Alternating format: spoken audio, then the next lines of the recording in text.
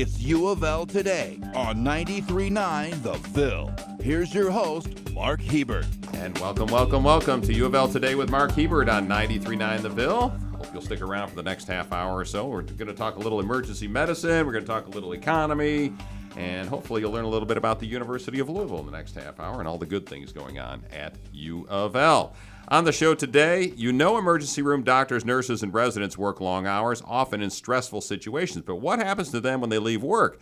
A study by a U of L doctor has found ER staff have a much higher rate of falling asleep at the wheel of their car than most Americans. No surprise there. We'll talk about that as well as the latest on what diseases, illnesses, and traumas doctors are seeing in the University of Louisville Hospital ER these days. But first, how does having a special needs child impact a family's investing? Or does it?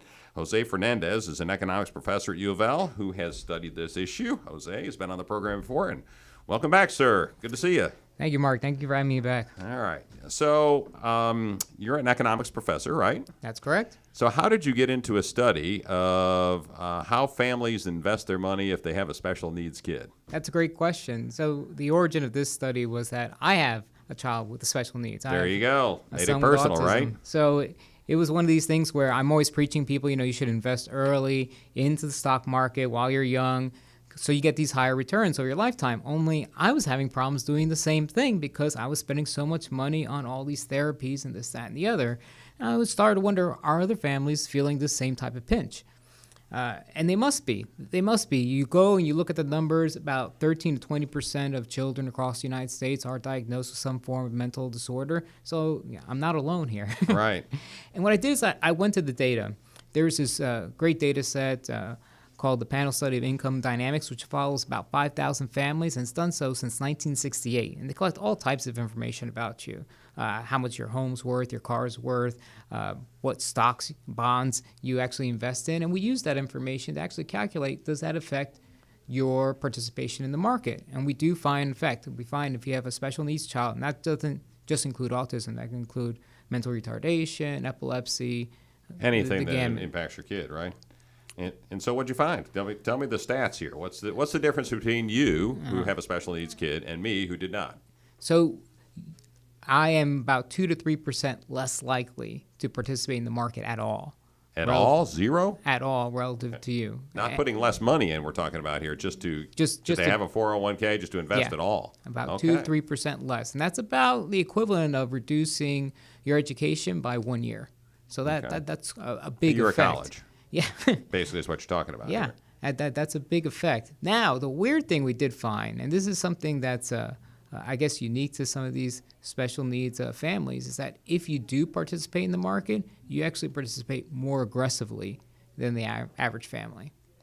And that's counterintuitive. Right. And some of that is being driven by this long-term planning perspective. Right? You're worried about, well, if I can't help my kid now, which is the reason why you're not participating in the market, you're trying to use your money for that, how do I help them later? Mm-hmm. Right? Because now you're not just saving. You're thinking years out. When I'm gone, my kid may need some medical attention, special needs when they're 30, 40 years old, and so I want to make sure there's money laying around for them. Exactly. It's multiple retirements, right? It's not just your retirement. You're also trying to give the gift of retirement to your child who may not be able to get one on their own. Wow. Okay. We're talking with Jose Fernandez, economics professor at the University of Louisville. Did you find that you said that you're 2 to 3 times less likely, or 2 to 3% less likely to invest in the market? But when you do invest, those who do invest more. What about those folks like you, who I suspect you're in the market? Right. Right. Yeah. Are you investing more than perhaps I would, or do you just not have enough money to set aside? Well, That's a hard question. Are you an anomaly? No, it's a hard question in general because only about 46% of households invest in the market. Period. That's everybody. Yeah. Okay. And of those, the top, I believe, 10% hold 80% of the wealth. So the top 10% of people folks who invest basically in the rich market. Folks are investing, putting 80% of the money in the market. Yeah. Wow. Right. I didn't know So it was we that. are. It's already a fairly large chasm. Right. Most people don't have $10,000 in the market. not anywhere close to it. Right. Which is, still kind of sad because you can go and look at the track record. The market goes up and up and up. Yeah, you experience bumps along the way, which we'll talk about a little bit later, but it continues to rise. And, to miss out on that opportunity hits you multiple ways. For one, it hits you in the fact that you're actually going to be paying higher taxes in the future, right? You pay higher taxes on your wages. You pay lower taxes on capital gains tax. So that's income you are just letting go. Yeah. We need to get people to trust more in the market, whether it be in stocks if they like to play around and trade and bet, or just in a straight index fund, which is what I typically recommend people do. Right, and you've got a great 403B at the university level, similar to a 401k. So you get a great match on what you invest at U of L. So have you found yourself though that if you think, well, if I didn't have these medical needs that I have for my child and special needs kid, that I would be investing? You think you would be investing more? No, I know I would be investing more be. aggressively. Yeah, I know I would be investing more aggressively, particularly now at this stage of my life.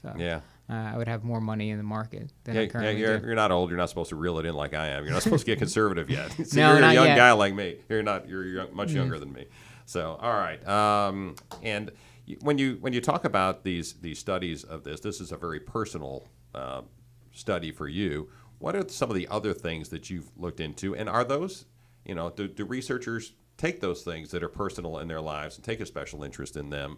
And have you done studies in the past that you thought, well, this is kind of interesting to me, or something's had an impact on my life? Is that how you look at things, or do you just look at things because it's interesting to you?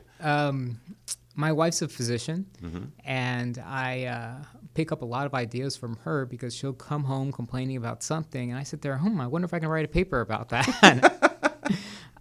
But I've written a couple of autism papers now in the greater scheme of special needs.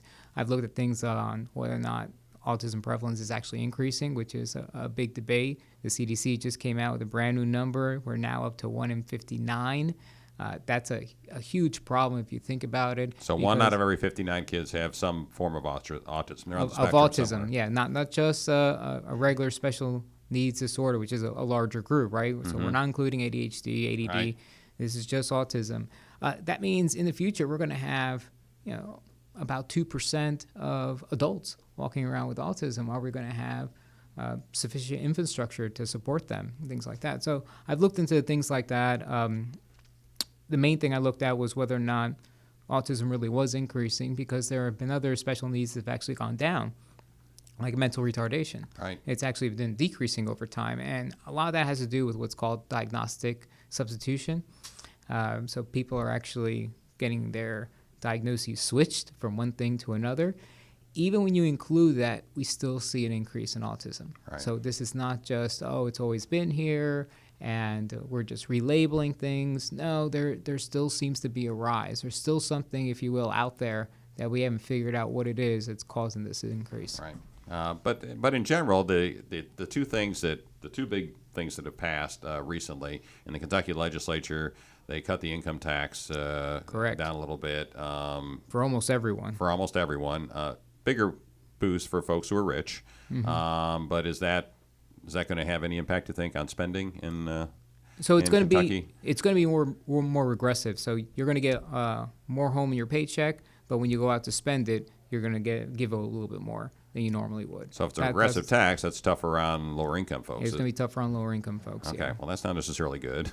And what about the Donald Trump tax cut? What impact is that having so far? It kicked in, January 1st, I think, right? So in the short run, you're going to get a little bit more in your paycheck. That's going to be good. It's going to be later on when we start seeing some of those increases come back, particularly on the middle class, that it's going to start hurting the middle class economy. So in the short term good. long run could be bad. Could be depending. bad. So I would tell you to save your money. I would save your money. Put it in the stock market. Save your money. But that's not the idea. We're supposed to be, we're getting this tax set. We're supposed to go out and spend the extra $100 a month we get in our paychecks. Yeah, but the government's still running a deficit, and those things have to get paid sometime. Yeah. Okay. And you're an economist. You're normally the economist who says cut the taxes and stuff. From what I hear you in general saying in the past, right? When we can pay for it, yeah. Yeah. Yeah, well, when we can pay for it, the thing is we're increasing government spending while decreasing taxes. That only increases deficit. I'd rather see us decrease taxes and government spending. I got you. Do the double whammy so you knock the deficit down a little bit. Yes. Okay. All right. I want to get back on the Louisville economy a little bit. So what are the big sectors in Louisville right now that are going great guns? Manufacturing, healthcare, insurance, those are the kind of things that we've got big entities here in the Louisville market. Are any of those really going great guns? Are they steady, just as you said? So manufacturing is where our jobs are coming in. Healthcare is where our wages are coming in. All right? So that's kind of the back and forth here. The high income wages are coming in the healthcare sector. The number of jobs are coming in the manufacturing sector. Those values should start to be going up a little bit. I hear from employers that they're having a tough time just trying to find employees to come in. Some of that, unfortunately, has to do with our opioid epidemic that's going on. We need workers who have... Once they get drug testing, they're done, yeah. Clean urine screens. But if we do, I mean, there are plenty of jobs out there paying way above the minimum wage that need workers. So there's going to be some upward pressure on wages. Not a big one, but still upward pressure on wages. And we're already up from last year. In fact, we're up from last year on wages and on hours worked. That's good. So Louisville economy's doing okay. It's doing well. Right. Gas prices are going up a little bit. Is that going to have any impact? It will have some impact. It will on right UPS now. Or on UPS or once you no, see it's fuel gonna be, prices? It's going to be more on goods prices is what you're going to expect to see. So you're going to pay a little bit more in the grocery store. You're going to see the price of those things go up. Yeah, a little bit more inflation coming our way, which is still historically low. Right. We're going to probably pass 2% at some point. That's still not that high as we used to have. So I wouldn't fear too much about that inflation, but it is coming. Okay. All right. Jose Fernandez, as always, great to talk to you. Well, they work a lot of long hours, but are they risking their own health by working those long hours? They're the doctors, nurses, and residents who work in the emergency rooms of hospitals across the United States. Dr. Martin Huecker is an assistant professor of emergency medicine at UofL. He's also the head of research in that same department. Dr. Huecker, welcome back on the show. Good to see you again. Yeah, thanks for having me. How are the kids doing? Doing great. All right. How are you doing? Doing okay. Haven't fallen asleep at the wheel driving home or anything? No, Okay, I've good. been lucky. Work a lot less hours now that I'm finished with training, so yeah. Good. All right. Well, you did a little study in a paper on kind of the sleepiness of folks who work in the ER. Tell me a little bit about the study. So this was actually kind of piggybacked on some other work we were doing, but it was a survey that we did for our residents. We have 30 residents. About 26 of them answered the survey and just kind of asked them about sleep habits, what they use to fall asleep, kind of getting into some safety issues. Do they fall asleep at the wheel? Do they remember driving home? And that one statistic is kind of why we named the article, Do You Remember the Drive Home? Because we had a significant amount that had forgotten driving home multiple times. You said you talked to 30 of them responded? 26 answered, yes. Okay, yes. and what'd they say? Well, a lot of that kind of striking stuff. So 30 and 40% of them had forgotten the drive home that month, and that doesn't mean they fell asleep for sure. It's a lot of this automatic behavior we do, but several fell asleep at the wheel, either at a stoplight. One bit of advice is to put your car in park when you pull up to a stoplight, and so some of them had taken advantage of that advice. But yeah, I mean it was pretty scary. People who use caffeine to stay awake, it was almost 90%. People who use alcohol to help fall asleep, which is kind of worrisome, up to 27% of them answered that. So we're using it with other research on how much they sleep, how alert they are at work, and the survey alone was interesting enough that we just wrote a paper about that. Wow. All right. Well, let's back up a little bit and talk about the broader concept of the sleep studies that you've done. Sure. Go ahead and talk about those in general and what you found in some of these studies. And these are just these are interns or residents in hospitals in the ER department, correct? Right, just our ER residents. Intern is the first year of residency, so it's only our 30, and then we've had anywhere from 10 on some of our studies up to 25 who complete it. But a lot of this is still in publication mode. We're writing the papers, we're submitting to journals, but our two main arms of it were wearing Fitbit type devices on their wrists, and then the other one is using alertness software. So we had them come in, everyone wore the Fitbit all 3 months, and then they came to work and took a little assessment on a computer to see if they are alert. And it's based on some software in the mining industry. So if you show up to work in a mine in South Africa, is where this company is out of, if you aren't alert enough, they don't let you go do that dangerous job.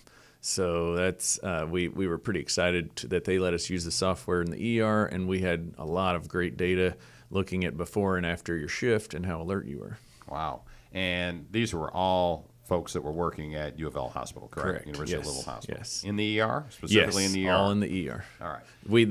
They could come in if they were on an off-service rotation, if they were working upstairs with other doctors, but generally it was people on shifts in the ER. Only doctors. Our goal is to someday maybe branch this out to nurses and techs and everyone who's out there, and have them, see how alert they are before they take care of patients. All right. So you got this data. What did the data show? It showed a lot of circadian rhythm expected results, that basically people are not very awake before a day shift, are pretty darn awake after a day shift, and then on the evening shift, the most alert anyone ever really was at the end of an evening shift, which that is around 11, 12 o'clock at night.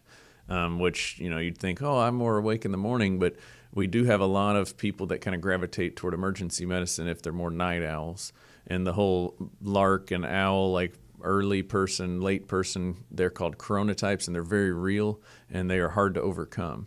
So, if your spouse wants to sleep in till 9 or 10 and you think they're lazy, it's really just a biological fact about that person usually. They got a different it's clock tough to switch, exactly. And so the folks that are working in the ER, they've got the different clock. A lot of people, yes. It seems that if you love mornings, you might end up becoming a surgeon or a dermatologist, somebody who gets up and goes in the morning. But a lot of ER folks, a lot of people gravitate toward emergency medicine if they like the nighttime work, the evening work, and so that's kind of what we found. But a lot of that data was similar to the mine data, and just that we have circadian rhythms where at about 9, 10 a.m. we are most awake. We go up around lunchtime. It's not only because we eat and get sleepy after food, it's also because we have a natural dip in the rhythm. We get more sleepy about 1 or 2 p.m. Then we start to ramp back up again, and by about 9 p.m., most of us are pretty awake. And some people are hitting their stride more like 11 at night. Some of those later That would not people. Be me. Yeah. I'm a But morning guy. it's everyone. And so they saw errors in the mines, like at that dip at 2, 3 p.m., they were seeing more errors. And, of course, the most frightening dip is about 4 a.m. Everyone gets tired about that time. Okay. Again, we're talking with Dr. Martin Huecker, who is an assistant professor of emergency medicine at UofL and an emergency room doctor by trade. And he works at the UofL Hospital as well. When you're looking at these statistics, does it worry you that you've got some residents, doctors and nurses and folks in the emergency room that are making mistakes at those hours when they are becoming tired? Is that what the data show? Definitely. We didn't track mistakes and medication errors, patient errors, but a lot of the data out there in medicine looks at self-reported errors, and it's always tied with sleep. I mean, the Exxon crash, that captain was kind of falling asleep. A lot of major errors are usually tied with fatigue. And so, yeah, I mean, we again didn't track that, but we essentially assume that if we're finding people not very alert on the job, we're worried that they're going to be making errors, and we can mitigate those effects by waking them up, using a bright light, doing jumping jacks, caffeine strategically, which doesn't kick in for an hour or so, just so everyone knows. That's why you might chug a cup of coffee and be like, what's going on? I'm not awake yet. It's going to take a good hour to get into your system. So being really smart about how you use these different cues to kind of wake your body up, we've kind of tried to implement that. And so has the University of Louisville Hospital started implementing any of this stuff? Do we have a bunch of folks out in the hallways doing jumping jacks at 2 o'clock in the morning? That would be what I'd envision someday, but not yet. So we, with our residents, I will go up and say, hey, you look tired, or, we kept the alertness data kind of de-identified. So I didn't know right now, hey, you're too tired to work, although that's what the minors do. But I can, if I'm, see someone yawning a lot, they're really tired, it's 4 a.m., we're having a few new patients coming in, I'll take them out in the hall and get them to walk up and down. And, if they're really eager, we can do some push-ups, that kind of thing. Is that really, bright lights, caffeine, activity, all these things wake you up. And so that, you can use that strategically on a shift. Have you, well, I'm guessing the answer is yes, but I'll ask anyways. Have you found residents asleep in the closet or someplace when they just couldn't handle it anymore and just nodding off and a little rest? During a shift, some people think like Google has nap pods. Some people do promote, the idea of taking a nap while you're working. With emergency medicine, it's shift work, and so we try to be well rested for that 10 to 12-hour shift to where you don't take any naps on the shift.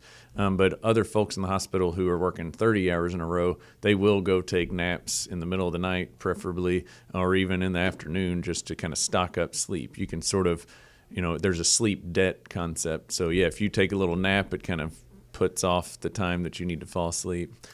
You're listening to UofL Today with Mark Hebert on 93.9 The Ville. Our guest is Dr. Martin Huecker, who is with the University of Louisville. He's in emergency medicine at the University of Louisville and also works at UofL Hospital. So going back to the study of the driving home, do you remember getting home? Going back to that study, have you had any students, residents, who got in crashes on the way home? Not in our department, fortunately. But there's a lot in the medical literature, and you can kind of read about that, but at home here, no, we actually do offer a service throughout U of L for all of the residents, not just emergency medicine, that you can get a ride home. They kind of have some Uber credits and some cab vouchers. We've always tried to be aware of that, ever since duty hours became a hot topic in the 90s. So if this is such a big problem, obviously the medical community is recognizing it. You're doing research on it. What can you do anything about it? Because we always hear that residents are working, 18-hour shifts. They're not getting any sleep. So, is it the possibility that medicine will change and knock their shifts down to regular 8-hour shifts? Sure. So there are a lot of changes being made. They have duty hour restrictions. The whole ACGME, the accrediting body for all the residencies, they actually, kind of slim down interns the first year out, can only do 16 hours in a row, although that's now evolving again. But we have an 80 hours per week rule. We have no more than... That's a lot of hours. Oh, yeah. No wonder they're tired. And there are even exceptions to that where you can do 88 hours. And then, if a resident stays longer, they might fear retribution and not want to report how they worked 95 hours that week. So there are restrictions, and we can only do so much. In emergency medicine, we do try to take it down to 60 hours a week because we know we're working these rotating shifts and it's much harder to recover. So, we put the regulations in place, but once you're off work, I can't force my resident, a grown adult, to go to sleep. Right. So a lot of my work has been education and teaching the residents, sleep when you can. Don't drink caffeine before bed. Don't use your smartphone before bed. That was another thing we looked at. 90% of our residents are using a phone or TV in the last hour before bed, and that makes your brain kind of not able to fall asleep, and you might wake up in a couple hours. So teaching all of these habits to our residents that they can implement, outside of what we can regulate in the hospital.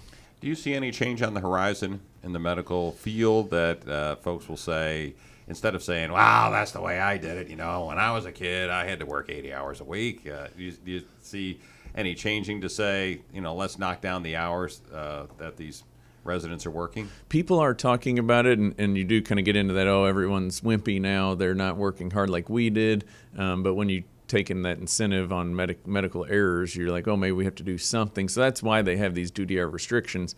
The irony is that once you graduate, there is no duty hour restriction. So if you've been pampered for 3 or 4 or 7 years of residency, you graduate, and now in private practice, you're working twice as much. You might not be prepared. You might not know how to make these decisions on sleep-deprived status, that kind of thing. So it's tough to decide the best path. I mean, maybe it is better to make us all resilient by working our butts off all through training. I got you. All right. Well, we're talking with Dr. Martin Huecker again from the University of Louisville. I want to talk to you a little bit about what's going on in the emergency room down at U of L. The last time we talked on the show several months ago, fentanyl, heroin, those were the big things hitting the emergency room, people walking in.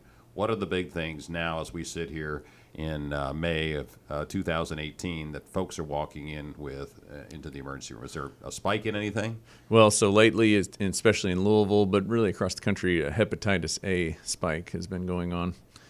We keep track at UofL and Jewish of how many patients that are upstairs in the hospital have hepatitis A, and the numbers are getting pretty concerning. And we had a guest on, the head of the public health department last week, who talked about this, that I think one death so far, but nobody has gotten it from a restaurant worker. That we keep hearing in the media these cases of these restaurant workers that are getting hepatitis A, but apparently no customers have gotten hepatitis A from that. So at least you're not having those folks walking. Right. In right. That's been very fortunate. We're seeing a lot of hepatitis A in people who already have another hepatitis form, like C is the one that's most likely to be chronic, and so we've had a lot of prisoners, a lot of people who abuse drugs. So it's not unlike hepatitis C. Hepatitis A is transferred by mouth. So it's not directly associated with injecting drugs, but we're finding injection drug users are more likely to get hepatitis A.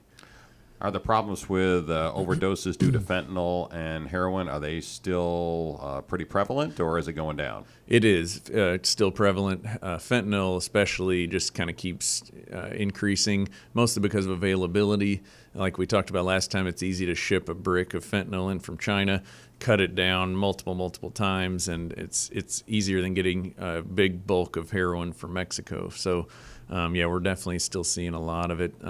I feel like a little bit less on a day-to-day basis. Are we getting heroin overdoses and opioid overdoses? Maybe it's because it's dying down. We do have a nice treatment option where we're pulling folks to Centerstone for rehab now. So I feel like maybe we're seeing a little bit of a plateau, but we haven't run the numbers yet to look at that.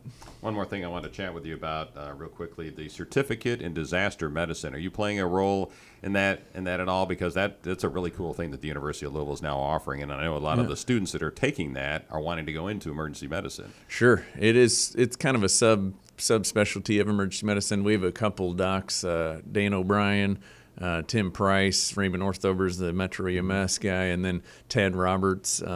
These guys are all really into disaster medicine and preparedness. So, yeah, I mean, it's pretty cool for emergency medicine and UofL. And what that is, we've actually covered a couple things they've done. They had like a mock mass shooting out in the middle of the Belknap campus. They went on a jet and pretended that somebody had a heart attack or broken leg in the middle of a flight. What would you do? Right. Kind of thing. So that was kind of a neat. Yeah, that was Orthover got special permission. It's pretty cool to get him on that airplane. Yeah. So, all right. Martin Huecker, it's always great talking to you. Glad the family's doing well, and hoping you're doing well. Oh, yeah. And staying awake, right? And, yeah, sleeping plenty. All right, Dr. Martin Huecker, Assistant Professor for Emergency Medicine at UofL, and also the Head of Research in the same department. Thanks for being on the show again. Good to see you. Yeah, thanks for having me. All right, we're going to wrap this up with a Did You Know segment from UofL. Did you know that in 1927, UofL assumed responsibility for medical service at what was then City Hospital? A decade later, during the Great Flood of 1937, that facility, which is now UofL Hospital, was surrounded by water but had electricity and continued to operate, admitting more than 1,700 patients in 3 days during the Great Flood of 1937. So that's the place you're working now. Yeah. It was a big deal in 1937. Thanks for listening to UofL Today with Mark Hebert, and go Cards!